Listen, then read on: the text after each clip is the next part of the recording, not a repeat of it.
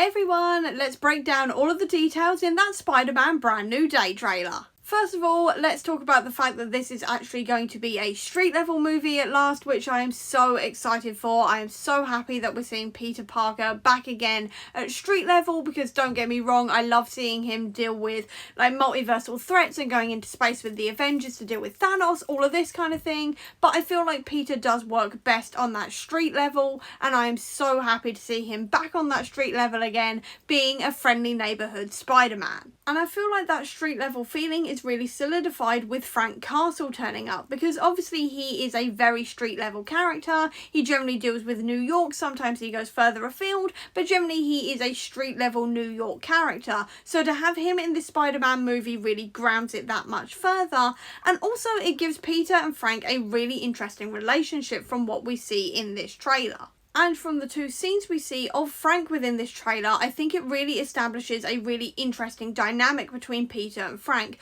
I feel like both of the scenes that we see are going to be later on in the movie compared to earlier, just because Peter is calling Frank by his first name, and they seem to know each other reasonably well, and Peter seems to be able to know exactly what Frank is planning on doing. So to me that kind of says they know each other reasonably well. I'm not going to say they're working together, because I don't think they will be, because they're too ideologically opposed to each other, but I do feel like they're going to have a reasonably, not exactly antagonistic relationship, but maybe that they disagree, but they both want a similar thing, but they disagree on how they're going to go about it. Also, speaking of Frank, I'm really liking how they're portraying Frank in this, because I was a little bit worried going into this movie as to how they were going to be actually bringing Frank in without making him a completely different character, because obviously Frank is a very adult character in the sense that he swears a lot, all of his kills are very, very gory, he's also a killer like I said, and that doesn't feel very kind of Spider-Man. And I know that obviously Punisher's first ever appearance was in a Spider-Man comic,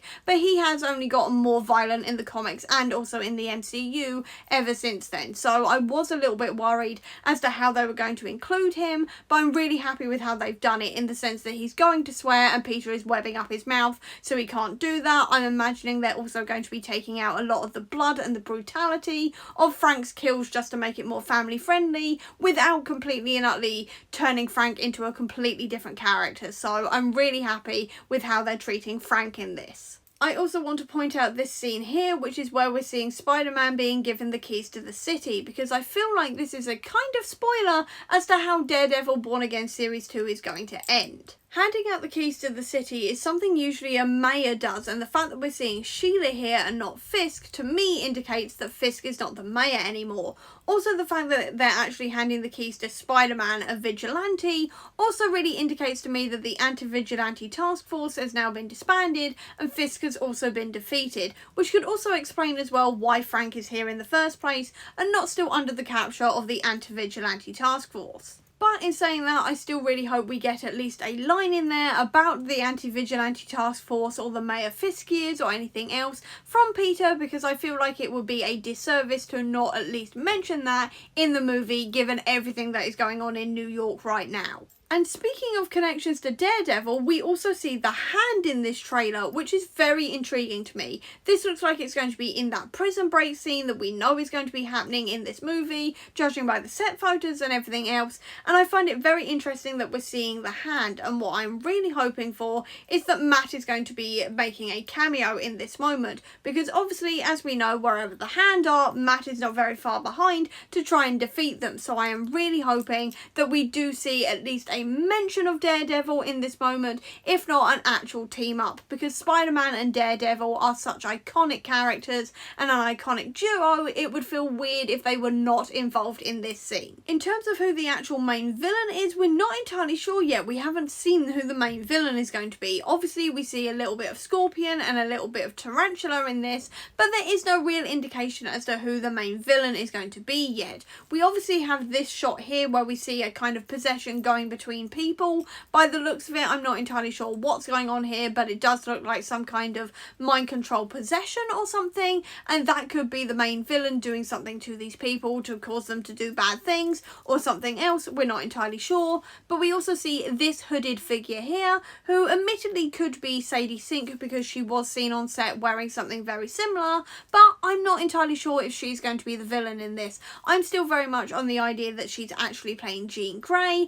Obviously I could be entirely wrong, and obviously Jean Grey can control minds and things like that, but I don't feel like this is something she would do, so not entirely sure what's going on here, but I am willing to bet that this person here is going to be the villain. I'm just not entirely sure who they're going to be or why they're there or who Sadie Sink is. Obviously, like I said, I'm hoping for Jean Grey, but I could be entirely wrong on that. But now for the big question. What is going on with Peter Parker and what is happening to his DNA? Because obviously there's been some rumours for ages now that Peter's going to be going through some kind of transformation, and this trailer has just confirmed it. Peter seems to be gaining new powers in the form of organic webbing and things like this, so clearly something is going on with him and he's clearly mutating in some way or other, and it's a very interesting concept, and I'm not entirely sure where this is going right now. It could be that we're going to be seeing a take on Man Spider, who is more Spider than Man in this, because Peter is spending so much time as Spider-Man and he is not really connecting with his humanity anymore. Personally though, I'm kind of hoping that this is going to be something to do with the symbiote suit, and we're going to be seeing the symbiote suit turn up in this movie.